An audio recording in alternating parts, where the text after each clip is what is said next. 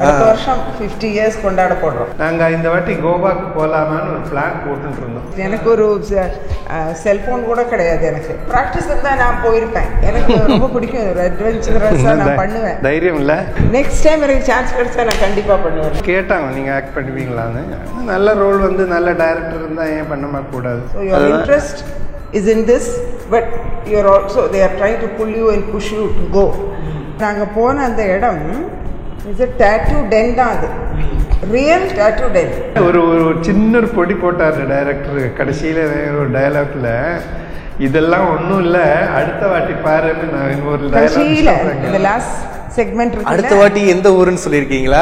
அடுத்த நாள் எங்களை கிளம்புங்க கோவாக்கு போனோம்னு நெக்ஸ்ட் டே ஃப்ளைட் புக் பண்ணி எனக்கு கொடுத்துட்டாங்க எங்கள் கையில். அவங்க நினைக்கவே இல்லை நான் பண்ணுவேன்னு சொல்லிட்டு. அவருக்கு ஒரே ஆச்சரியம். உங்களுக்கு நான் பண்ணட்டுமா இந்த வயசுல நீங்க அதை பண்றீங்கிறீங்களே, எனக்கு உங்களுக்கு ரொம்ப வியப்பு.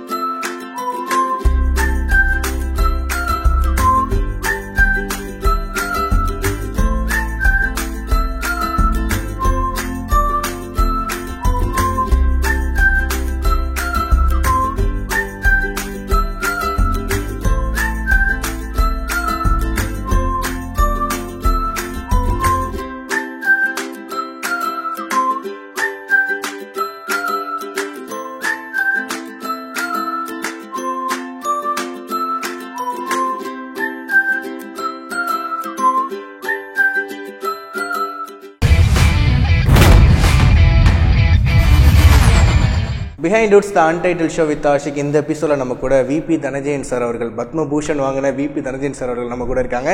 அதோட சாந்தா தனஜெயன் அவர்கள் நம்ம கூட இருக்காங்க. இவங்களை பற்றி சொல்லணும் அப்படின்னா பரதக்கலையில் இவங்களுக்கு A to Z எல்லா விஷயமும் தெரியும் அப்படின்றது தான் எல்லாருக்குமே தெரியும். ஸோ அது மட்டும் இல்லாமல் பரத கலஞ்சலி அப்படின்னு ஒரு டான்ஸ் ஸ்கூல் 1968 ஆரம்பிச்சதா? 1968 அடையாள ஆரம்பிச்சிருக்கீங்க. 50வது வருஷம் வரப்போகிறது. அடுத்த வருஷம் 50 years கொண்டாட போடுறோம். சூப்பர், கண்டிப்பாக கூப்பிட்ருங்க, வந்துடுவேன். அது மட்டும் இல்லாமல் ரீசெண்டாக IPL பார்க்குறவங்க எல்லாருக்கும் வந்து இவங்களை தெரியாது இருக்கவே முடியாது. அந்தளவுக்கு வந்து ஒரு பயங்கரமான ஒரு வைரல்னே சொல்லலாம். இதை பார்த்துட்டு எங்கள் தாத்தா பாட்டிலாம் வந்துட்டு கோவா போகலாம் அப்படின்ற மாதிரி பிளான் பண்ணிட்டு இருக்காங்க. ஸோ அந்த அளவுக்கு வந்து ஒரு பயங்கரமான ரீச்னே சொல்லலாம். கோவா ட்ரிப் எப்படி இருந்துச்சு உங்களுக்கு? கோவா ட்ரிப் ரொம்ப நல்லா இருந்தது. நீங்கள் எல்லாம் தெரிஞ்சவருன்னு சொன்னார். இல்லை, கற்றது கைமண் அளவு இல்லாத உலகளவு. ஏதோ கொஞ்சம் தெரியும். பரதநாட்டியத்துலேயும் நம்ம கலையும் கலாச்சாரத்தில் ஈடுபாடு இருக்கிறதுனால நம்ம ஊரை பற்றியும் நம்ம ஊரில் இருக்கிற கலையை பற்றியும் ஒரு விதம் படிச்சுட்டு இருக்கோம். நாங்களும் பரதநாட்டியம் நிறைய பண்ணுறதுனால பரதநாட்டியத்தில் நிறைய காரியங்கள் கற்றுக்க முடியும். அதில் எல்லாமே இருக்குது. கணக்கு இருக்குது, இன்ஜினியரிங் இருக்குது, ஆர்கிடெக்சர் இருக்குது, போயட்ரி இருக்குது, சங்கீதம் இருக்குது. எல்லாமே கலந்து தான் நாட்டியம் இருக்குது. அதனால தான் அதுக்கு நாட்டியம்னு சொல்லணும். அது வெறும் டான்ஸ் இல்லை அது. ஆனால் அது வச்சு அதுதான் எங்களுக்கு சொல் விட்டுறதும் உயிர் நாடி அதுதான். அதை வச்சுருந்தா இப்போ இந்த நிகழ்ச்சி நீங்கள் சொன்னீங்களே கோவாக்கு போகிறீங்க. கோவா ட்ரிப். ஆக்சுவலி நாட்டியத்துக்கும் அந்த நம்ம பண்ணினதுக்கும் சம்மந்தம் இல்லை. ஆனால் நாட்டியம் தான் அதுக்கு காரணம். அது ஒரு பேஸ்மெண்ட். அதனால அப்படியே ஒரு பயங்கரமான ஒரு டிரான்ஸ்ஃபார்மேஷனே சொல்லலாம். ஸோ இந்த கோவா ட்ரிப் ஏற்கனவே முன்னாடி கோவா போயிருக்கீங்களா? அதிலே சொல்கிறோமே, ஒரு ஃபஸ்ட்டு சீன்லேயே அந்த டிரைவர் எங்ககிட்ட கேட்குறாங்க ஃபஸ்ட் டைம் கோவாலியான்னு. அப்போ ஆமாம் நான் சொல்கிறேன். அப்போது சாந்தா சொல்கிறோம் ஆமாம் 35 வருஷத்துக்கு இல்லை ஃபஸ்ட் டைம் அப்படின்னு. அந்த டைலாக்ல உண்மையிலே ஒரு நேச்சுரலாக இருக்கும் ரொம்ப. இப்போ நம்ம வீட்டில் தாத்தா பாட்டிலாம் பேசிகிட்டு இருந்தாங்கன்னா எப்படி இருக்குமோ அந்த ஃபீல் தான் எல்லாருக்குமே கொடுத்துச்சு. இது என்ன விசேஷம்னா, நாங்கள் இந்த வாட்டி கோவாக்கு போகலாமான்னு ஒரு பிளான் போட்டுட்டு இருந்தோம். 50 எங்களுக்கும் கல்யாணம் ஆகி 50 வருஷம் ஆச்சு. அப்படின்னு ஒரு பிளான் போட்டுட்டு இருக்கச்சு இதெல்லாம் தற்செயலாக தெய்வ செயல் மாதிரி திடீர்னு எங்களுக்கு இந்த மாதிரி ஒரு வாய்ப்பு வந்தது. ஸோ அது ரொம்ப ஆச்சரியமாகவே இருந்தது. அதான் வோடஃபோன் வந்து எப்படி அப்ரோச் பண்ணாங்க ஃபர்ஸ்ட் எடுத்தோடனே உங்கள்கிட்ட வந்து? ஆக்சுவலி எங்களை அப்ரோச் பண்ணல. எங்கள் மகன் இருக்கான சத்யஜித் ஃபோட்டோகிராஃபர், அவன் மூலமாக அவனோட ஃப்ரெண்டு சும்மா அவருக்கு தெரிஞ்சவங்க யாரோ அவர்கிட்ட ஃபோன் பண்ணி கேட்டாங்க, இந்த மாதிரி உங்கள் அப்பா அம்மா இந்த மாதிரி வோடஃபோனுக்காக ஒரு ஆட் பண்ணுவாங்களா கேட்டாங்க. சொன்னேன் இந்த மாதிரி இருக்கார். அவர் வந்து இந்த நெரோலாக்குக்காக ராஜீவ் மேனனுக்கு பண்ணியிருக்காரு அவர். ஸோ பண்ணுவாரா அப்படின்னு கேட்டப்போ உடனே எங்கிட்ட ஒரு கேட்டார் சத்யஜித் மகன், இந்த மாதிரி ஒரு வந்திருக்கு நீங்கள் பண்ணுறீங்களா அப்படின்னு. நாங்கள் பார்த்தோம், சரி வை நாட். இப்போ லீவ் ஹாலிடேஸ் ரொம்ப ஒன்றும் வேலை ஜாஸ்தி இல்லை இருக்கும். கோவாக்கு போகணும் அப்படி சொன்னேன். அது ஒரு இம்பெக்டஸ் இருந்தது. கோவாக்கும் போகலாம். அவங்க அப்புறம் சொன்னாங்க இது மாதிரி கோவாவில் ஷூட்டிங் போகிறீங்களா அப்படின்னு. நல்லா இருக்குமே, ஒரு இவ்வளோ பெருசாக இருக்குன்னு நினைக்கவே இல்லை. கோவாவுக்கு ஒரு நாளைக்கு இருக்கும்னு நினச்சிட்டு இருந்தோம். ஆனால் அங்கே போய் பார்த்தோன்னா இப்போ எங்களுக்கு 2 சங்கில் ஷூட்டிங் எடுத்தாங்க. ஒரு நாளைக்கு நான் ஒரு வாட்டி 4 நாளைக்கு, அதுக்கப்புறம் இன்னொரு நாளைக்கு ஒரு 4. அது மாதிரி ஒரு வாரம், அப்புறம் இன்னொரு நாள் இன்னொரு ஒரு வாரம் அங்கே போய் வந்து இன்னொரு 2 செக்மெண்ட்டாக எடுத்தாங்க அதை. ஸோ அங்கே போனதுக்கப்புறம் தான் தெரியறது இது இவ்வளோ பெரிய ஒரு விஷயம்னு. நாங்கள் நினச்சோம் என்ன ஒரு இந்த மாதிரி ஒரு சின்ன இடத்துல உட்காந்து 2 வார்த்தை சொல்லி சும்மா அந்த வோடஃபோனை பற்றி ஏதோ சொல்லுவோன்னு சாதாரணமாக வருமே ஒரு சின்னதாக. இது அப்படி இல்லை, ஒரு கதையே ஒரு தீமாட்டிக் வந்து ஒரு வயசான தாத்தா பாட்டி வோடாஃபோனுடைய உதவியினால எப்படி அங்கே ஊரெல்லாம் சுற்றி பார்த்து திரும்பி வந்துடுறாங்க. அந்த ஆட்க்கு அப்புறம் வந்துட்டு நிறைய யூஸ் பண்ண ஆரம்பிச்சிங்களா? அதில் யூஸ் பண்ண விஷயங்கள்லாம் ஸ்கைப் கால், அதுக்கப்புறம் என்ன அது நடக்கிறது இங்கே நடக்கிறது. எங்கள் வீட்டில் பசங்கள்லாம் நாங்கள் வந்து ரொம்ப ஒன்றும் அந்த மாதிரி நான் ஃபோன் தான் யூஸ் பண்ணிட்டு இருக்கேன். யூஸ்வலாக அதில் என்னெல்லாம் முடியுமோ அதெல்லாம் நான் பண்ணிட்டு இருக்கேன். அதை அப்படி டெக்கி சாவி இல்லை. நான் இல்லை, அட்லீஸ்ட் எனக்கு ஒரு செல்ஃபோன் கூட கிடையாது எனக்கு. ஆனால் இதனால இந்த அட்வர்டைஸ்மெண்ட் இந்த இதனால கொஞ்சம் கற்றுட்டோம் நிறைய விஷயங்கள் இதில் இருக்குதுன்னு நமக்கு புரிய வந்தது. மேப்பு பார்க்குறது, எப்படி பார்க்குறது, அதெல்லாம் நாங்கள் ஃபேஸ்புக் லைவ், ஃபேஸ்புக் செல்ஃபி, இந்த ஸ்டிக் செல்ஃபி வச்சுட்டு பார்க்குறது, இதெல்லாம் எனக்கு ரொம்ப வேடிக்கையாக இருந்தது. ஏன்னா என் கையில் கொடுத்துட்டு எனக்கு அது எங்கே எப்படி பிடிக்கிறது, கையை எப்படி விரல எங்கே வச்சு இப்படி கொண்டு வந்து என்ன விரல இப்படி அட்ஜஸ்ட் பண்ணி கொடுத்துருவாங்க. மேடம் இப்படி வைங்கோ, ஆண்டி தான் கூப்பிட்டோம். நாங்கள் 2 பேரும் ஆண்டி என் அங்கிள் அந்த ஹோல் குரூக்கு. ஆமாம்.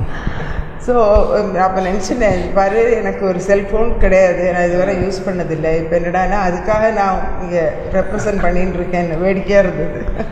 அது மட்டும் இல்லாமல் நீங்கள் அந்த ஃப்ளைங் இது இருக்குல்ல, மேலே பறந்து போகும்போதெல்லாம் பயங்கர ஒரு எக்ஸைட்மெண்ட்டாக இருந்துச்சா பயமாக இருந்துச்சு அவங்களுக்கு? இல்லை எக்ஸைட்மெண்ட் தான், ரொம்ப எக்ஸைட்மெண்ட், ரொம்ப எக்ஸைட்டடாக இருந்தது.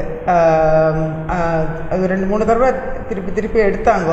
பட் 2 தடவை 2 நாள் எடுக்க வேண்டியிருந்தது.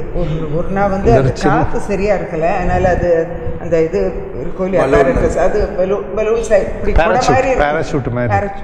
கொடை மாதிரி இருந்தது.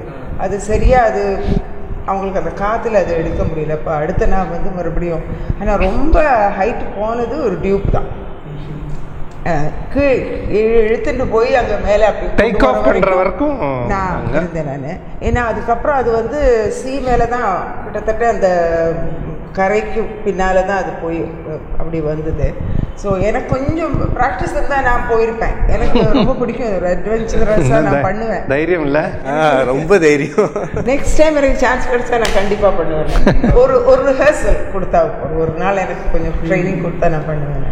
பட் இது எல்லாமே ரொம்ப எக்ஸைட்டிங்காக இருந்தது. ஏன்னா டைரக்டர் அழகாக அதை பற்றி அந்த எப்படி வேணும் என்ன சந்தர்ப்பம்னு சொல்லிவிடுவார். சொல்லிவிட்டு இந்த 2 வார்த்தை சொல்லணும் நீங்கள், அவ்வளோதான், உங்கள் இஷ்டத்துக்கு சொல்லுங்க, உங்களுக்கு எப்படி தோன்றதோ அந்த சிச்சுவேஷன் தகுந்த மாதிரி. ஏன்னா நாங்கள் ஆர்டிஸ்ட், எங்களுக்கு அது தெரியுன்ற அந்த ஒரு இதனால அவங்க அந்த மாதிரி சொன்னாங்க, நீங்கள் பண்ணுற மாதிரி பண்ணுங்க, அந்த ஃப்ரீடம் கொடுத்தாரு எங்களுக்கு. ஸோ அதனால தான் அந்த நேச்சுரலாக வரத்துக்குள்ள ஒரு சந்தர்ப்பம் கிடைச்சது. இந்த ஆட் பார்த்ததுக்கப்புறம் நிறையா ஃபிலிம் டைரக்டர்ஸ், ப்ரொடியூசர்ஸ்லாம் அப்ரோச் பண்ணாங்களா? இது வரைக்கும் யாரும் எங்களை பாம்பேல ஒரு கால் வந்ததா? எங்களுக்கு வந்தது தவிர அது ரொம்ப சீரியஸாக நத்திங் கெட். பட் நல்ல ரோல் ஏதாவது வந்ததுன்னா, ஆனால் பேப்பர்ல எல்லாம் கேட்டாங்க நீங்கள் ஆக்ட் பண்ணுவீங்களான்னு. நல்ல ரோல் வந்து நல்ல டைரக்டர் இருந்தால் ஏன் பண்ண கூடாது, அதானே பண்ணலாம் சொல்லுங்க. இப்போ ஆடில் ஆட் பண்ணும்போது அப்படியே ஒரு நேச்சுரலாகவே இருந்துச்சு உங்கள் வாய்ஸ் எல்லாமே. டப்பிங் எதுவுமே சரியாக போகல? டப்பிங் இல்லை, இப்போ நான் பேசுகிற மாதிரி தான் நேரில் எடுத்துட்டாங்க. அதுதான் ஒரு பெரிய ஒரு அட்வான்டேஜ் தோன்றது. ஏன்னா அந்தந்த சந்தர்ப்பத்தில் நமக்கு இருக்கிற தோன்ற அந்த எக்ஸ்பிரஷன் தானாக வருது. அதில் அது ரொம்ப பிடிச்சது. அந்த டைரக்டோரியல் டச் இருக்கே, அது ரொம்ப பிரமாதமாக இருந்தது. அவர் ரொம்ப நல்ல டைரக்டர். மிஸ்டர் பிரகாஷ் வர்மா. அவர் தான் இதுக்கு முந்தி இருந்த வோடஃபோனோட அந்த ஜூஜுல அவர் தான் பண்ணியிருக்கார். ரொம்ப ரொம்ப வெரி ஆர்டிஸ்டிக். அது யோசிச்சு அது சின்ன நுவான்சஸ் எல்லாம் கூட எடுத்து அழகாக சொல்லி பண்ணுறது ரொம்ப நம்மக்கிட்ட நமக்குள்ளே ஏதோ இருக்கிறது அது எப்படி வெளியில் கொண்டு வைக்கிறதுக்கு அவருக்கு முடிஞ்சது. அதான் ஒரு நல்ல டைரக்டருடைய திறமை இல்லையா? அதை பார்த்தோன்னா அவர் அந்த மாதிரி டைரக்டர் இருந்தால் ஃபிலிம் சக்ஸஸ்ஃபுல் ஆகுது. அந்த எக்ஸ்பிரஷன்ஸ்லாம் அவங்க சொல்லுவாங்க, இந்த மாதிரி நீங்கள் கொடுக்கணும். ஆமாம், ஏன்னா எங்களுக்கு எக்ஸாஜரேட்டடாக பண்ணி தானே பழக்கம். இந்த கண்ணெல்லாம் அந்த துரிச்சு அப்படி முத்திரையெல்லாம் யூஸ் பண்ணி அப்படியெல்லாம் பண்ணி தான் எங்களுடைய பழக்கம் அதுதானே. ஆனால் அது வந்துடக்கூடாது. நாங்கள் நம்ம சாதாரண மனுஷன், நேச்சுரலான ஆக்டிங். ஆமாம், அதுக்கு அவர் ரொம்ப ஒத்துழைச்சு சொல்லி கொடுத்து பண்ண வச்சார் எங்களை. கட்டாயம் இந்த இதுக்கு வெற்றிக்கு காரணம் அந்த டைரக்டர் தான். அவர் அழகாக முதல்ல சொல்லிடுவார் சந்தர்ப்பத்தை. இப்போ நான் அந்த இதில் போகிறேன்ல, அப்போது சொல்லிட்டார் அதாவது நீங்கள் ஒரு பக்கம் உங்களோட எக்ஸைட்மெண்ட், இவங்க உங்களை தயார் பண்ணி நீங்கள் போகிறதுக்குள்ள எக்ஸைட்மெண்ட். ஆனால் அதை விட உங்களுக்கு இன்ட்ரெஸ்ட் என்னென்ன, உங்களை நீங்கள் அவருடைய இதில் படத்தில் வர்றீங்களா, ஃபேஸ்புக்கில் வர்றீங்களா, அந்த இது பார்த்துட்டு இருக்கணும், அது கேட்கணும். அதில் தான் இன்ட்ரெஸ்ட். இதெல்லாம் பண்ணுறது இவ்வளோ பேர் பார்த்துட்டு இருக்காங்க. ஸோ அழகாக எக்ஸ்பிளைன் பண்ணார். So your interest is in this, but you're also, they are trying to pull you and push you to go அப்படின்னு சொல்லி அந்த சந்தர்ப்பத்தை அழகாக சொல்லி தந்தார். ஸோ அதனால தான் எனக்கும் அது பண்ணுறதுக்குள்ள அந்த வாய்ப்பு கரெக்டாக வந்துச்சு. டேட்டூலாம் எப்படி, அது ஆர்டிஃபிஷியல் டேட்டூ தான் இது பண்ணாங்களா?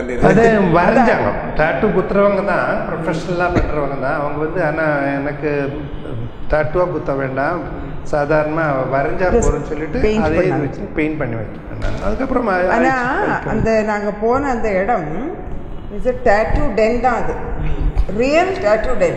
இட் இஸ் நாட் இது இல்லை, செட் இல்லை, நிஜமான இடத்துக்கே போனோம். எல்லாமே அப்படி தான். ரயில்வே ஸ்டேஷனும் real railway station, real train போய் எல்லாம் ஹையர் பண்ணி அங்கே இருக்கிற பிளாட்ஃபார்மு, அதில் அங்கே நிறைய ஜூனியர் ஆர்டிஸ்ட் எல்லாரும் அங்கே இருக்கிறவங்க தான். Everything hired and weighted. So எல்லாமே ஒன்றும் செட் இல்லை.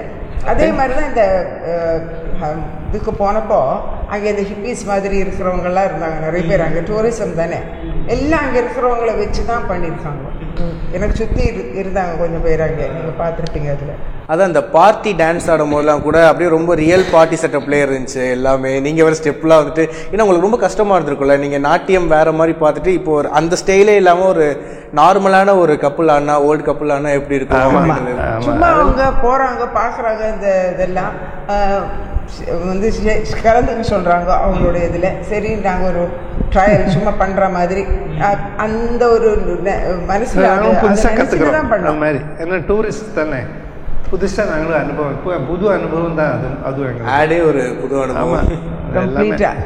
அதுவும் இந்த மாதிரி அது அழகாக தீமேட்டிக்காக ஒன்று ஒரு சந்தர்ப்பங்கள் எங்களுக்கு சொல்லி கொடுத்து புரிய வச்சு பண்ணது எங்களுக்கு ரொம்ப இன்ட்ரெஸ்டிங்காக இருந்தது. அதுவும் ஒரு சேலஞ்சாக இருந்தது. சினிமோட்டோகிராஃபர்ஸ்லாம் எல்லாருமே ஃபாரின்லேருந்து வந்திருக்காங்கல்ல. கேமரா க்ரூ ஒரு 2 பேர், ஒருத்தர் பிரேசில்லேருந்து வந்தார் ஃபர்ஸ்ட் செக்மெண்ட்டில். அப்புறம் 2வது ஷூட்டிங் போது தாய்லாண்ட்லேருந்து வந்தார், ஹாங்காங்லேருந்து. அவர் டைரக்டர் ரொம்ப நாளாக அந்த தாயோட ரொம்ப வருஷங்களாக வேலை பண்ணுறாராம் அவருடைய ப்ரொடக்ஷன்ஸ் எல்லாம். So he was wanting him. அப்போ அவர் அதுக்காக he was flown here and come. அவங்களும் ரொம்ப ரொம்ப ஒத்துழைப்போட ரொம்ப என்ன சொல்கிறது, ஒரு குடும்பமாக இருந்தது. Very nice. எல்லோரும் ரொம்ப எங்களை கவனிச்சு, நாங்கள் வயசானவங்கன்னு சொல்லிட்டு எங்களை நாங்கள் எப்போ பார்த்தாலும் கவனிச்சு, டயர்டாக இருந்தால் அவங்க ரெஸ்ட் பண்ணுறீங்களா கேட்டு ரொம்ப கவனிச்சு. எல்லாம் ஃபுல்லாக ஹோட்டல்ஸ், கேர்வான்ஸ் எல்லாமே இது எல்லாம் இருந்தது. எங்கெல்லாம் எப்படியெல்லாம் அவங்களுக்கெல்லாம் என்ன க்ரூஸுக்கெல்லாம் என்ன வியப்புன்னா, நாங்கள் இந்த வயசில் எவ்வளோ என்த்யூசியாஸ்டிக், ஒரு எனர்ஜெட்டிக்காக பண்ணுறோம். 10 வாட்டி ஷூட் பண்ணோன்னா 10 வாட்டி நாங்கள் அங்கே ஒரே மாதிரி இருந்தோம். சளிச்சு போகாமல் வேலை பண்ணினோம். எங்களுக்கும் அதே தான். இந்த நாட்டுத்துறையிலையும் ப்ரொஃபஷனலி அப்படி தானே, தொழில் தான் தெய்வம். அப்போ தொழில்னு இறங்கினேன்னா அது ஃபுல் மூச்சாக இறங்கணும்னு தான் எங்களுடைய ட்ரைனிங் எங்களுக்கு. இப்போ அதே அனுபவம் தான் அங்கேயும் நாங்கள் காட்டினப்போ அங்கே இருக்கிற இளைஞர்களுக்கெல்லாம் ஒரே ஆச்சரியம். எங்களுக்கே டயர்டாக இருந்து இந்த வெயிலில் நிற்கச்சா, நீங்கள் இன்னும் டயர்டாகவே காமிக்கவே இல்லையா நீங்கள்லாம் நீங்கள் அப்படின்னு அவளுக்கு ஒரே வியர்க்கும். ரொம்ப இன்ஸ்பைரிங்காக இருக்கும். நீங்கள் இருக்கச்சா எங்களுக்கும் எக்ஸ்ட்ராவாக வேலை பண்ண தோணும். அப்படி ஒரு அதுதானே வேணும் நம்மளுக்கு. அது அந்த அனுபவம் நல்லது தான், நல்லது. இந்த ஆட் வந்து ஒரு பயங்கரமான ஒரு ஹிட் ஆகிடுச்சு. அடுத்த சீரியஸ், அதாவது அடுத்த ஐபிஎல் வரும்போதோ இந்த மாதிரி ஒரு செட் ஆஃப் ஆட்ஸ் எடுக்கலாம் அப்படின்ற மாதிரி ஒரு பிளான் போட்டிருக்காங்களா? தெரியல, எங்களுக்கு தெரியாது. ஆனா டைரக்டர் டூ ஹாப்பி அந்த ரிசல்ட் பார்த்தது. I think they were very happy. ஆனா ஒரு சின்ன ஒரு பொடி போட்டார் டைரக்டர் கடைசியில ஒரு டயலாக்ல, இதெல்லாம் ஒன்றும் இல்லை அடுத்த வாட்டி பாருன்னு நான் இன்னொரு டயலாக் செக்மெண்ட் இருக்கு. அடுத்த வாட்டி எந்த ஊருன்னு சொல்லியிருக்கீங்களா? சொல்லல, அவர் சொல்ல சொன்னார். நெக்ஸ்ட் டைம் பாரு அப்படின்னு சொல்லிட்டு, அப்போ வெயிட் ஃபார் அவர் நெக்ஸ்ட் அப்படின்னு ஒரு வார்த்தை சொல்றாரு. அப்போ எங்கேயோ ஒரு பெரிய ட்ரிப் இருக்கு அப்படின்னு சொல்லலாம். ஆமா, இருக்கலாம். அது நல்லா இருக்கும் அது பார்க்கவே. அதாவது ஆட்ல நீங்க வந்து பயங்கரமா கவுண்டர்லாம் கொடுப்பீங்க, செம்மையா வந்துட்டு ஒரு கெமிஸ்ட்ரி தான் இருக்கும். அதே மாதிரி தான் ரியல் லைஃப்லயுமா? ஆமா, எப்போ அப்படிதான். அதனால தான் அவளுக்கு ரியல் கப்பலா வேணும்னு நினைச்சிருந்தோம். முதல்ல நிறைய ஆக்டர்ஸ் எல்லாம் பார்த்துட்டு இருந்தாங்களாம் நிறைய, பட் கூடிய வரைக்கும் கப்பலா வேணும்னு பார்த்துட்டு இருந்தாங்கன்னு சொன்னாங்க. ஒரே மாதிரி நோக்கத்தோடு இருக்கிற கப்பலா கிடைக்கிறது ரொம்ப கஷ்டம். அது திடீர்னு எங்களை கிடைச்ச உடனே அவங்களுக்கு ஒரே சந்தோஷம். அதனால தான் உடனே வர சொல்லி எங்களை ஃபோன் பண்ணி நீங்கள் பண்ணுறீங்களான்னு கேட்டதுக்கும் நாங்கள் சரின்னு சொன்ன உடனே அன்னைக்கு மத்தியானமே 3 மணிக்கு பம்பாயிலேருந்து காஸ்டிங் டைரக்டர் வந்துட்டாங்க. அதே ஃபியூ ஹவர்ஸ்லேயே ஷி வாஸ் ஹியர். எங்களை இந்த மாதிரி சின்ன பிட்ஸ் அண்ட் இதெல்லாம் எடுத்து கொஞ்சம் எங்களை பேச சொல்லி ஆக்ட் பண்ண சொல்லி 2 வார்த்தை உடனே அப்போதைக்கு அப்போ அவங்க கம்பெனிஸ்க்கு அங்கே எடிட் பண்ணி அனுப்பிட்டாங்க. ஸோ அப்போவே அவங்க நிச்சயம் பண்ணிட்டாங்க. By evening they decided. அடுத்த நாள் எங்களை கிளம்புங்க கோவாக்கு போகணுன்னு நெக்ஸ்ட் டே ஃப்ளைட் புக் பண்ணி எங்களுக்கு கொடுத்துட்டாங்க எங்கள் கையில். அந்த ஸ்டேஷன்லாம் வந்துட்டு எங்கே நம்ம ஊரில் எடுத்ததா இல்லை கோவா சைடில் இது பண்ணது? அந்த ஸ்டேஷன் அந்த இது கிளம்புற மாதிரி இருக்குல்ல? எல்லாமே அங்கேயே வாஸ்கோடகாமா ஸ்டேஷன் கோவாலே போய் எடுத்தது. ஸ்டேஷன்லேயே தான் அன்னைக்கு ஹோல் டே ஆச்சு அந்த ஸ்டேஷன் சீன். ஏன்னா அங்கே அத்தனை ஒரு 100 பேர் அந்த பிளாட்ஃபார்மில் இருக்காங்க. அவங்களெல்லாம் கூட டைரக்ட் பண்ணிட்டு இருந்தாங்க. யார் எப்படி போகணும், இவ எப்படி போகணும். இந்த entire scene was directed. And திருப்பி ஷார்ட் எடுக்கிறச்சு அந்த ட்ரெயின் போகும், திருப்பியும் வரணும், திருப்பியும் போகும், திருப்பியும் வரணும். அப்பா இவ்வளோ வேலை இருக்குது, இவ்வளோ நுவான்சஸ், இவ்வளோ டீட்டெயில்டாக வேலை பண்ண வேண்டியிருக்கு. ஒரு 40 செகண்ட் வீடியோக்கு வந்து நம்ம இந்த அளவுக்கு அது எல்லாம் பண்ணி பண்ணின உடனே ஏதாவது ஒருத்தன் வந்து அப்படி போகிறதுக்கு வர இப்படி போயிடுவான். உடனே you have to cut, okay திருப்பியும் பண்ணிடு. அவ்வளோ டீட்டெயில்டாக கவனித்து பண்ணுறாங்க. அண்ட் இவ்வளோ ஜனங்களையும் வச்சு இவ்வளோ அப்பேரட்டஸ் சாமானம் எல்லாம் எவ்ரிதிங். நீங்கள் சொன்ன மாதிரி அந்த போர்டு இருக்குமோ இல்லை ட்ரெயினில் சென்னை டு அது ஒன்று வந்து ரொம்ப பிரைட்டாக இருந்தது. அது எல்லாம் பண்ணி லாஸ்ட் மினிட்ல அது எடுக்கிறச்ச டைரக்டருக்கு அது பிடிக்கல. அது கொஞ்சம் பழசாக இருக்கணும் பார்க்குறதுக்கு, தூசி படிஞ்சதாக இருக்கு, எனக்கு இது வேண்டாம், சேஞ்ச் இட் அப்படின்னு சொல்கிறாரு. சொன்ன அடுத்த நிமிஷம் அதை எடுத்து கொண்டு வந்து அது எங்கேருந்து பெயிண்ட் ஆள் நமக்கு புரியவே இல்லை. அப்படி கடான்னு பண்ணி அது பழைய மாதிரி ஆக்கி ஆர்ட் டைரக்டர் அவ்வளவு ஒர்க்கில் டெடிகேஷன். இந்த மாதிரி ஏதாவது சின்ன விஷயங்கள் ஐ டோன்ட் ஏதோ போட்டிருந்தாங்க, ஏதோ ட்ரெஸ் கலர் அந்த கலர் சூட் ஆகலை அவருக்கு, அந்த சீனில் அது பிடிக்கலைன்னா உடனே இல்லை எனக்கு I don't like this colour, I want another texture, அதனால அடிக்கடி சேஞ்ச் பண்ணிட்டே இருந்தது. இந்த மண்ணுலலாம் வந்துட்டு போஸ் கொடுத்துருப்பீங்கல்ல, அதெல்லாம் அப்பா ரொம்ப இதாக இருந்திருக்கும். ஏற்கனவே சின்ன வயசுல பண்ணியிருப்பீங்க. இல்லை சின்ன வயசுல பண்ணியிருக்கோம், அந்த விளையாட்டுத்தரமா பண்ணியிருக்கோம். அவங்க நினைக்கவே இல்லை நான் பண்ணுவேன்னு சொல்லிட்டு. அவருக்கு ஒரே ஆச்சரியம், உங்களுக்கு நான் பண்ணட்டுமா இந்த வயசுல நீங்க அதை பண்றீங்கிறீங்களே, உங்களுக்கு ரொம்ப வியப்பு சொல்லிட்டு உடனே பண்ணி ஏன்னா எல்லாம் ஸ்கெட்ச் போட்டு வச்சுருக்காங்க, என்னெல்லாம் நாங்கள் ஃபோட்டோ எடுக்கணுதெல்லாம் ஒரு பெரிய ஆல்பம் மாதிரி வச்சுருக்காங்க. அப்போ எங்கிட்ட கொண்டு வந்து காமிச்சேன், இதெல்லாம் தான் நீங்கள் பண்ண போகிறீங்க, இது இந்த மாதிரி ஒன்று இருக்குது, பண்ண முடியுமா? ரொம்ப ரொம்ப பவ்யமாக கேட்டாங்க. அதுக்கு என்ன படுத்துட்டா போச்சுன்னு. என்ன யாராவது ஏதாவது சொல்லுவாங்க உங்களுக்கு, ஏதாவது அதை பற்றி இல்லை, இது உங்களுக்கு வேணும்னா நான் பண்ணுறேன்னா உடனே பண்ணேன். நிறைய சந்தோஷம் அவளுக்கு, அந்த கேமராமேனுக்கும் அவளுக்கெல்லாம். ஐயோ இந்த வயசில் நீங்கள் இது பண்ணுறீங்களேன்னு சொல்லிட்டு பண்ணினா சும்மா ஒரு தமாஷை தானே இதெல்லாம், ஃபன், அதனால் பண்ணிட்டேன். இப்போ அப்படியே வந்து ஜென்ரலாக வரும். பத்மபூஷன் அப்படின்ற ஒரு அவார்டு வந்து ஒரு மிகப்பெரிய ஒரு அவார்டு. அந்த இது வாங்கும் போது அந்த தருணம் உங்களுக்கு எப்படி இருந்துச்சு? பத்மபூஷன் எங்களுக்கு அப்படியே வந்தது. நான் அதெல்லாம் நினைக்கவே இல்லை. இதெல்லாம் அங்கே இருக்குது. அது வந்தப்போ ரொம்ப சந்தோஷமாக தான் இருந்தது. அது பாட்டுக்கு வந்ததுன்னு என்ன இல்லைன்னா முக்கால்வாசியும் இந்த மாதிரி அவார்டுக்கெல்லாம் எல்லோரும் அதுக்கு லாபி பண்ணி இன்ஃப்ளூயன்ஸ் பண்ணி நாங்கள் யாரையும் பார்த்தது கிடையாது, ஒன்றும் கிடையாது. அப்போ அவங்க வந்தப்போ எல்லோரும் கேட்டால் அவங்க எப்படி இருக்குது உங்களுக்கு, ஏன்னா உங்களுக்கு ஏன் இவ்வளோ லேட்டாக வந்தது உங்களுக்குன்னு கேட்பாங்க ப்ரெஸ்ஸில் எல்லாம். அப்போ நான் சொன்னேன், டெல்லியிலேருந்து நடந்து வந்தது அது.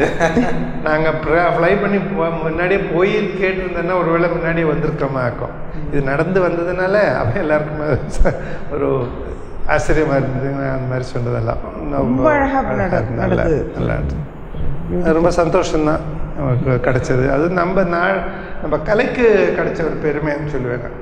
பரதநாட்டியத்துக்கு ஒரு பெரிய பெருமைன்னு தான் சொல்லுவேன். எங்களுக்கு கிடைச்சது இல்லை, நாட்டியத்துக்கு பெருமை தான். நீங்கள் 2 பேர் பெர்ஃபார்ம் பண்ணதுலேயே ஒரு மறக்க முடியாத ஒரு கான்செப்ட் அப்படின்னா எந்த இயர் சொல்லுங்கள்? க்ளோஸ் டு ஹார்ட் ஒன்று நிறைய பண்ணியிருக்கோம். இல்லை நாங்கள் கலாக்ஷேத்ராவில் வளர்ந்து வாங்க உங்களுக்கு தெரியும். ருக்மிணி அம்மாய் தேவி அவருடைய இன்ஸ்டியூஷன் கலாக்ஷேத்ரா தெரியும் இல்லையா, அங்கே தான் படித்து வளர்ந்தோம். குழந்தையிலேருந்தே நாங்கள் ஒன்றா படித்து வளர்ந்தவங்க. அது முடித்தப்பறம் நாங்கள் வெளியில் வந்து நாங்கள் சொந்தமாக பரதகலாஞ்சலி நிறுவனம் ஸ்தாபனம் பண்ணி நிறைய ப்ரோக்ராம்ஸ் நடந்துன்னு இருக்கிற சமயத்தில் எங்களை அங்கே மறுபடியும் கலாக்ஷேத்ராலேயே அங்கே வந்து ப்ரோக்ராம் கொடுக்கும்படி எங்களை திருப்பி கூப்பிட்டாங்க. எங்களை கூப்பிட்டு வந்து இங்கே நீங்கள் ப்ரோக்ராம் பண்ணுங்க எங்களுடைய மேடையிலன்னு சொல்லி எங்களை நாங்கள் ஆடி இருந்த மேடை இருந்தாலும் அப்போ வந்து நாங்கள் வெளியில் வந்ததுனால அது ஒரு பெர்ஃபார்மன்ஸ் பண்ண கூப்பிடுறாங்க. ஆமாம், எங்களை விரும்பி திருப்பியும் கூப்பிட்டாங்க. ஒரு நிகழ்ச்சி நடத்தி முடித்ததுக்கப்புறம் அப்போது அங்கேருந்து ஒரு வெள்ளைக்காரியம்மா, கனடியன் தான் நினைக்கிற ஒரு டாக்டர், ஒரு பிரசவம் பார்க்குற ஒரு அம்மா நினைக்கிறேன், அவங்க கண்ணீரோடு வந்து மேடையில் வந்து நான் ஒரு கதை பண்ணினேன். ஒரு மான்பேடையோட கதை. அது பிரசவ வேதனைன்னு சொல்லுவாங்களே, அது காமிச்சேன் ஸ்டேஜில். அது பார்த்துட்டு அந்த அம்மாவுக்கு ஒரே கடையில் தண்ணி, ஒரு ஆணுக்கு குழந்தை பிறக்க போகிறது, அதுக்கு ஒரு ஆணுக்கு ஆண்மகனுக்கு பிரசவ வேதனை எப்படி தெரியும், உங்களுக்கு எப்படி அந்த வலி தெரிஞ்ச எங்களுக்கு தெரியும், அந்த வேதனை எப்படி பண்ண முடிஞ்சது உங்களுக்கு அப்படின்னு சொல்லிட்டு ஒரே வியப்போட வந்து கண்ணீரை அப்படியே அழுதுண்டே வந்து பாராட்டு பண்ணினேன். அது ரொம்ப முக்கியமான ஒரு நிகழ்ச்சியாக நான் இன்னும் மனசில் நினச்சி. அந்த மாதிரி ஒரு ஈவெண்ட் வந்து இதுக்கப்புறம் திரும்ப எப்போ பண்ணலான்னு இருக்கீங்க? அந்த விஷயம் பண்ணீங்களா ஆண்மகனுக்கு? அது எப்பவும் பண்ணுறது ஒன்று. அதான் எனக்கு ஒரு சின்ன ஆசை. இப்போ நீங்கள் சொல்லும் போதே வந்துட்டு எனக்கு நீங்கள் பார்க்கணும் அப்படின்ற மாதிரி ஒரு ஆர்வம் இருக்குது. எனக்காக பண்ணி காட்ட முடியுமா? ஓஎஸ், பண்ணி காட்டுங்க, காமிக்கிறேன். இப்போது மான் பேடை கர்ப்பிணி வலி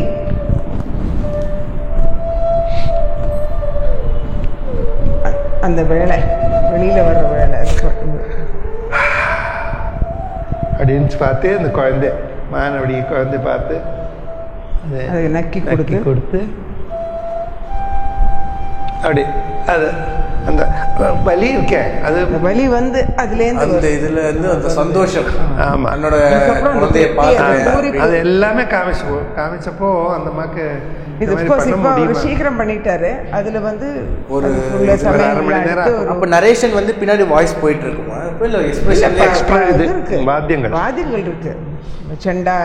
செண்டைன்ற வாத்தியம் இருக்கு, மிருதங்கம், மத்தளம். தெய்வக்காரியம்னு பேர் அந்த இதுக்கு. அது எப்படின்னா கதை சொல்லுங்க. அந்த கதை ஒரு மேன் பேடை பிரசவிக்கிறதுக்காக செட்டில் பண்ணிச்சேன்.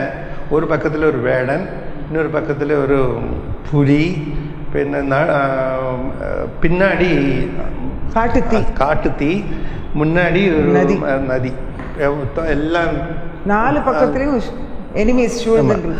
அதில் எப்படி தப்பிக்கிறதுன்னு தெரியாம அப்படியே தெய்வத்தை பிரார்த்தனை பண்ற மாதிரி கேட்கறது. அந்த வலியோட எப்படின்னு அப்படி காமிக்கிற சமயத்துல திடீர்னு ஒரு மின்னல் வருது. அந்த மின்னல் இந்த வேடனை தாக்கி விடுறது. இந்த வேடனோட அம்பா அந்த குறி போய் புலி அப்படி தாக்கி அந்த புலி செத்துடுது. மழை வருது. மழை வந்தப்போ அந்த நெருப்பெல்லாம் போச்சு. ஆஸ்வாசமாக எல்லாம் போயாச்சுன்னு பார்த்தோன்னே அவனுக்கு மீண்டும் இந்த பிரசவ வேதனை வருது. வேதனை வந்து அது அப்படி வந்து அப்படி வந்து பண்ண ஒரே சந்தோஷம், அதனால தான் தெய்வ காரணம். காட்டுலலாம் இப்படி நடக்கிற மாதிரி எங்களுக்கு அந்த நம்ம புராணங்கள்லாம் இருக்குது. ஒரு ஸ்லோகம் இருக்குது, அது வேஸ்ட் பண்ணி அது பண்ணாது. பொதுவாக வந்து பரதக்கலை அப்படின்னா வந்து கண்கள் தான் பேசும் அப்படின்னு சொல்லுவாங்க. இப்போ கண்கள்லேயே வந்துட்டு பல எக்ஸ்பிரஷன் வந்து கன்வே பண்ணலாம். நீங்கள் வந்து எத்தனை எக்ஸ்பிரஷன் வந்து கன்வே பண்ணுவீங்க? எல்லா எக்ஸ்பிரஷன் என்ன வேணுனாலும் பண்ணுவீங்க. நீங்கள் சொல்ல அவங்க அப்படியே கன்வே பண்ணுற மாதிரி ஒரு இது பண்ணிக்கலாம். அந்த நவரசம், சாதாரண நவரசம் இருக்கு. அது நவரசங்கிறது 9 சுவைகள். அதை வச்சுட்டு தான் பாக்கி எல்லாம் பண்ணணும். அதுலேயே நிறைய ஷேட்ஸ் இருக்கு, அதுலேயே நிறைய வித்தியாசம். லாக்ஸ் அண்ட் லாக் என்ன ஹியூமன் எமோஷன் இருந்தாலும், மனுஷாளுக்கு என்ன மனசில் இருந்தாலும் அது முகத்தில் பிரதிபலித்து காமிக்கிறதுக்கு முடியும். அதுதான் நம்மளோட நாட்டியக்கலையோட பெருமையை. இந்த கலை வேற எங்கேயும் கிடையாது. எந்த ஊர்லேயும் நம்மளுடைய முகபாவத்தினுடைய மகிமை இருக்க அது எந்த ஊர்லேயும் கிடையாது. நம்ம ஊர் இருக்கிற கலை ஸ்பெஷலி கதகளி அண்ட் பரதநாட்டியத்தில் தான் இருக்குது. பாக்கி எல்லாத்துலையும் கொஞ்சம் செட்டிலாக இருக்கும், நம்மளது எலாபரேட்டாக இருக்கும். அதுதான் நம்ம பரதநாட்டியம். இப்போ சிங்காரம்னா 2 விதமாக சிங்காரம் இருக்குது. ஆணும் பண்ணலாம், பெண்ணும் பண்ணலாம். அதெல்லாம் நம்ம ஒரு ஆணாக இருந்தாலும் பண்ண முடியணும். இப்போ ஒரு ஆண் மகனாக இருந்தான்னா சிங்காரம் காமிக்கச்ச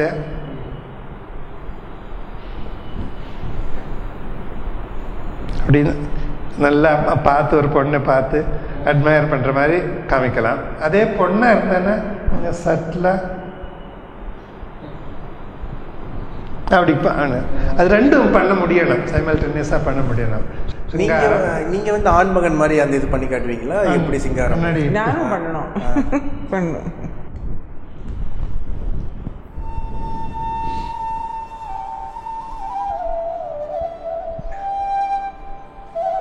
நீங்கள் அதுக்கு வந்து பெண் மாதிரி அந்த அதுக்கு ரியாக்ஷன் எப்படி கொடுப்பீங்க?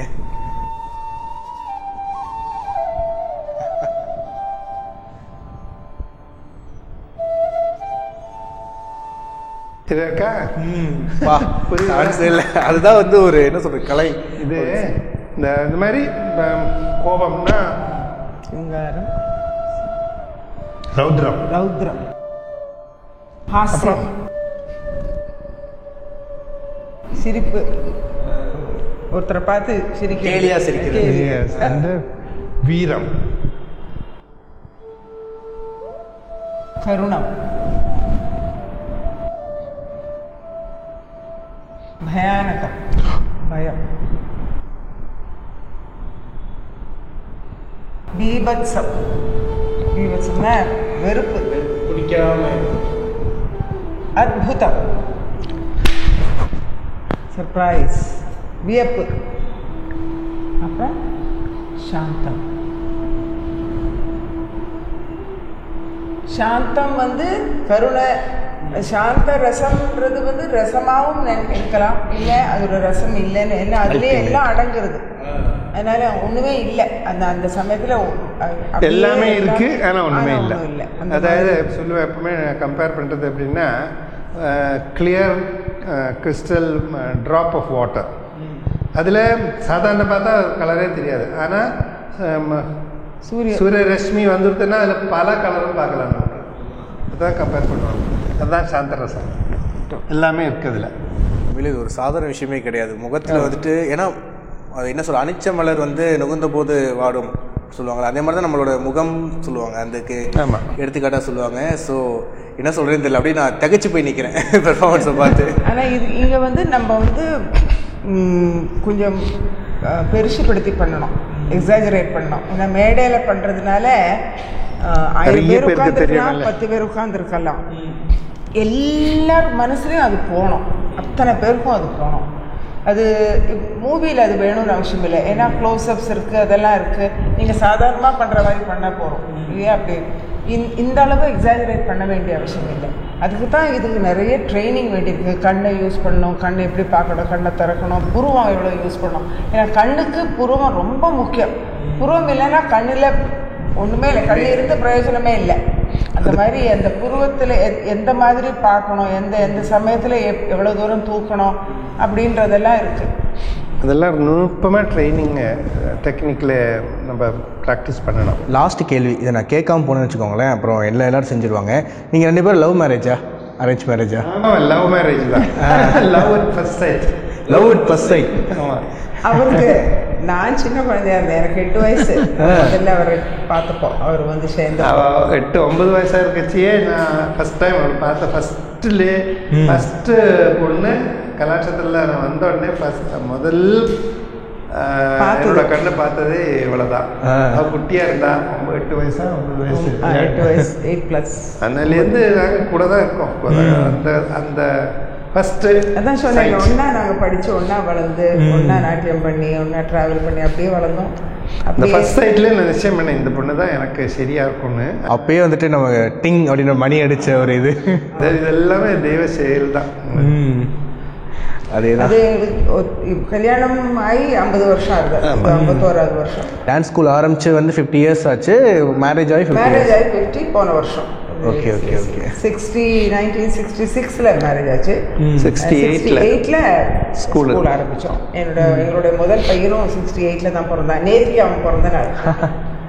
ஸோ அப்போ கலாக்ஷேத்ராலேருந்து நாங்கள் அப்புறம் வெளியில் வந்து நாங்கள் இந்த பள்ளிக்கூடத்தை ஸ்தாபனம் பண்ணி நிறைய குழந்தைகளை ட்ரெயின் பண்ணிக்கோம். நாங்களும் நிறைய உலகம் பூரா நம்மளோட கலையை கலாச்சாரத்தை நல்லபடியாக பரவ செய்திருக்கோம். அதான் எங்களுக்கு பெருமை. கலையும் கலாச்சாரத்தையும் அதுவும் கலாக்ஷேத்ரா எங்களுடைய நாங்கள் படித்த பள்ளி கலாக்ஷேத்ரா. அங்கே வந்து அங்கே ரொம்ப கலையை ரொம்ப அழகாக எஸ்தட்டிக்காக ரொம்ப கலை உணர்வோடு சொல்லி தருவாங்க. சும்மா கமர்ஷியல் ஆக்கிறதுக்கு உள்ள இது இல்லை. அது பலதும் நாங்கள் இன்றைக்கி பண்ணுறது படித்தது எல்லாம் எங்களுடைய நாங்கள் அங்கே வளர்ந்த குணம்தான். அந்த ருக்மிணி அம்மாவோட இருந்த சகவாசம், அப்புறம் அந்த காலகட்டத்தில் நாங்கள் இருக்கிற காலத்தில் நிறைய மகான்கள் இருந்தாங்க அந்த இடத்துல. டைகர் வரதாச்சாரியார், எம்டி ராமநாதன், மைசூர் வாசுதேவாச்சாரியர், காரைக்குடி சாம்பசிவையர், குரு சந்து படிக்கர், குரு அம்பு படிக்கர், அந்த மாதிரி பெரிய சாரதா டீச்சர், சின்ன Sharada teacher, NS Jayalakshmi teacher, அந்த மாதிரி இருக்கிற பெரிய வல்லுநர்கள் நிறைய பேர். அவங்களோட சகவாசம். அதே சமயத்தில் வெளியிலேருந்தும் பண்டிட் ஜவஹர்லால் நேரு, ராஜேந்திர பிரசாத், சர்தார் பட்டேல், ராஜாஜி, காமராஜ், அவங்களெல்லாம் அடிக்கடி எங்களுக்கு வந்து போதனை கொடுப்பாங்க கிளாஸ்க்கு. அவளோட எல்லாம் பழகிறதுக்கு எங்களுக்கு ஒரு வாய்ப்பு கிடைச்சது. சிபி ராமசுவாமி நல்ல அழகா பேசி வாரத்தில் ஒரு பெரியவங்க வந்துருவாங்க அங்கே. அதெல்லாம் தான் எங்களுக்கு இன்னைக்கு சோறு போடுறது. சூப்பர். ஸோ ஃபைனலாக வந்து இந்த இன்டர்வியூ முடிச்சதுக்கு முன்னாடி இவ்வளோ ஆட் பண்ணிட்டீங்க, அதாவது வோடஃபோனில் நிறைய ஆட் வந்து பண்ணியாச்சு. ஸோ ஏதாச்சும் உங்களுக்கு பிடிச்ச ஆட் ஒன்று எங்களுக்காக? Okay, driving. First time in Goa? Yes yes, first time in Goa. ஆமாம், first time in 35 years. Ultimate, சான்ஸே இல்லை. ரொம்பவே நல்லா இருந்துச்சு. டக்குன்னு அப்படியே ஒரு வேற மாதிரி மாறிடணும். ரொம்ப எல்லாருக்கும் நிறைய இந்த சீக்வன்ஸ் பிடிச்சது நிறைய பேர். என்னந்த அப்புறம் நான் கேஷுவல் இந்த பேராகிளைடிங் போகிறச்சு அங்கேருந்து கத்துறேன்ல, அது இன்ட்ரெஸ்டட். அவர் வந்து சொல்கிறார், listen to them, to them carefully, listen to their instructions அப்படின்னு சொல்கிறார். அவள் பாட்டுக்கு she wants to know. பார்க்கலையா நீங்கள்? பார்த்தா அது ரொம்ப நல்லா இருந்துச்சு. அது இதெல்லாம் வரதான்னு எல்லாரும் பார்த்துட்டு நான் ஃபேஸ்புக் நான் எடுத்துட்டு இருக்கேன்.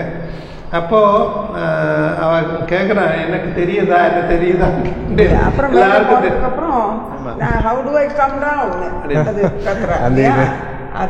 அப்புறம் போனதுக்கு அப்புறம் ரொம்ப I think she's having a good time அப்படி சொல்றாரு ஒண்ணு. அது ரொம்ப நல்லா இருக்குது. ஆமா, அந்த I think she's having a good time அப்படி அந்த லாஸ்ட் பிட் ரொம்ப ஒரு அருமையான ஒரு கான்வர்சேஷனாக இந்த இது முடிஞ்சுன்னு நினைக்கிறேன். ஸோ இந்த அன்டைட்டில் ஷோ வித் ஆஷிக் இந்த எபிசோடில் வந்து உங்களுக்கு எந்தெந்த விஷயம் ரொம்ப பிடிச்சிருந்துச்சு, எந்த விஷயம் பிடிக்கல அப்படின்றதெல்லாம் கீழே கமெண்ட்டில் சொல்லுங்கள். இந்த வீடியோ நீங்கள் லைக் பண்ணுங்க, ஷேர் பண்ணுங்க, குறிப்பாக சப்ஸ்கிரைப் பண்ணுங்க. Thank you. Untitled show with Ashiq போன எபிசோட், அதாவது எருமசாணி டீமோட பண்ண இன்டர்வியூவில் நிறைய பேர் கமெண்ட் பண்ணியிருந்தீங்க. கமெண்ட் பண்ண அனைத்து நல்ல உள்ளங்களுக்கும் உடன்பிறப்புகளுக்கும் நன்றியினை கூறிவிட்டு அதில் பல பேர் என்ன கேட்டிருந்தாங்க தெரியுமா, அவருடைய ஜம்ப் கட்ஸ், ஹரி பாஸ்கர் மற்றும் நரேஷை வந்து இன்டர்வியூ பண்ணுங்கன்னு சொல்லி கேட்டிருக்காங்க. ஸோ இந்த கமெண்ட்டுக்கு வந்து உங்களோட பதில் என்ன? மக்கள் சேவையை மகேசன் சேவை இல்லையா, அதனால நீங்கள் கேட்டுட்டீங்க. அது எவ்வளோ கமெண்ட்ஸ், கிட்டத்தட்ட ஒரு 100 கமெண்ட் மேலே போயிருக்கோம். தம்பி பண்ணாமல் இருக்கும். அப்படி கண்டிப்பாக ஜம்ப் கட்ஸ் ஹரி பாஸ்கர் அவங்களோட இன்டர்வியூ வந்து வந்துகிட்டே இருக்கும். ஸோ அது மட்டும் இல்லாமல் இன்னொரு தடவை போட்டிருக்காப்புல, எருமசாணி டீமில் வந்து ஒரு பொண்ணு இருந்துச்சு. ஸோ அதனால் வந்துட்டு ஆஷிக் அவர்கள் வந்து உடனே இன்டர்வியூ பண்ணிட்டாரு. ஜம்ப் கட்ஸில் வந்து பொண்ணுங்க கிடையாது, ஸோ அதனால் வந்து ஆஷிக் இன்டர்வியூ பண்ண மாட்டார் அப்படின்னு சொல்லி கமெண்ட் குற்றச்சாட்டில் வச்சுருக்காங்க. இந்த குற்றச்சாட்டுக்கு நீங்கள் எப்படி பதில் கூற போறீர்கள் மிஸ்டர் ராவுடே? கரெக்டாக தான் சொல்லியிருக்காரு. இந்த இதுக்கு எனக்கு தெரிஞ்சு இதுக்கு மேலே எதுவும் கரெக்டாக சொல்ல முடியாதுன்னு தோணுது. எனக்கு இந்த ஆக்சுவலி இந்த கன்சர்ன் இருந்துச்சு. அது என்ன ஹீரோயின்னா நீ எடுத்துக்கிறது, மாதவன் எவ்வளோ கோச்சுக்கு வராது என்ன டவுட் இருக்கு எனக்கு முதல்ல அப்படின்றீங்களா? அது தெரியாதரமாக ஒரு கூப்பிட்ட கருத்தாக பேசுவார் சொல்லி அப்படி நமக்கு ரிவீட் அடிச்சிட்டாரு. பட் இருந்தாலும் அப்படிலாம் கிடையாது பிரதர், நம்மளுக்கு அமைகிறது அப்படி அமையுது. ஸோ இதுக்காகவே வந்து ஜம்ப் கட்ஸ் ஹரி அவர்கள் வந்து கூப்பிட்டு ஒரு இன்டர்வியூ எக்ஸ்க்ளூசிவாக உங்களுக்கு கொடுக்கப்படும் அப்படின்றத இந்த நேரத்தில் இந்த தருணத்தில் உங்களுக்கு முன்னாடி கூறிக்கொள்கிறேன். நன்றி, வணக்கம். அடுத்த கமெண்ட்டில் வந்து யாருன்னா கெஸ்ட்ரஸர் 1103 யூசர் அப்படின்னு ஒருத்தர் போட்டிருக்காப்புல. பேரே புரியல, கமெண்ட் புரியுதா பாரு. என்ன போட்டிருக்காப்புனா, கடைசியில் அந்த பொண்ணு கூட ஏன்டா இப்படி எல்லாரும் இடிச்சிட்டு உட்காந்துருக்கீங்க, டே குண்டா, உன்னை வந்து தனியாக ஒரு சேர் போட்டு அந்த புள்ளியை உட்கார வச்சிருக்கணும், இல்லைன்னா நீ எந்திரிச்சிட்டு அவளை உட்கார வச்சிருக்கணும் போட்டிருக்காப்புல. இவ்வளோ அக்கறையுள்ள அந்த அண்ணனுக்கு உங்கள் கருத்துக்கள் என்ன சொல்லலான்னு இருக்கீங்க மிஸ்டர் ராவுடே? நிச்சயமா தான் சொல்லணும். கொஞ்சம் வருஷத்துக்கு முன்னாடி பெண்களுக்கு இடஒதுக்கீடுன்னு கேட்கும்போது யாருமே சவுண்ட் கொடுக்கல. அந்த ஹரிஜா பொண்ணு பக்கத்தில் உட்காந்து எல்லாம் இடிச்சுட்டாங்களாம். அந்த பொண்ணுக்கு இடம் இல்லையா, இது ஒரு பெரிய கன்சர்ன். அப்படியே பாசமலை தான் பொங்கி வந்துடுறாங்க அந்த ஹரிஜாக்கு ஒரு பிரச்சனைனா. இருந்தாலும் அவருக்கு நீங்கள் ஏதாவது சொல்லணும் அப்படின்னா என்ன சொல்லுவீங்க? இந்த மாதிரி விஷயங்களை கான்சென்ட்ரேட் பண்ணுறதை விட வேற நிறைய சோஷியல் இஷ்யூஸ் நிறைய இருக்குது, அதில் கான்சென்ட்ரேட் பண்ணுங்க. அப்படியே மடைக்கிறதுக்கு கூட்டு போறீங்க அவர். ஆமாம், சரி, ஓகே. இதுவும் ஒரு நல்ல ஒரு வகையான ப்ரொமோஷன் நினைக்கிறேன். ஸோ இருந்தாலும் ஒரு நல்ல ஒரு கமெண்ட் தான் இது, எனக்கு என்ன சொல்கிறதே தெரியல. ரொம்ப நன்றி பிரதர். தொடர்ந்து நீங்கள் எங்கள் ஷோ பார்த்துட்டே இருங்க. அடுத்த தடவை அந்த பிள்ளைய வந்து தனியாக உட்கார வச்சுடுறேன் நான் கண்டிப்பாக உங்களுக்காகவே. தேங்க்யூ.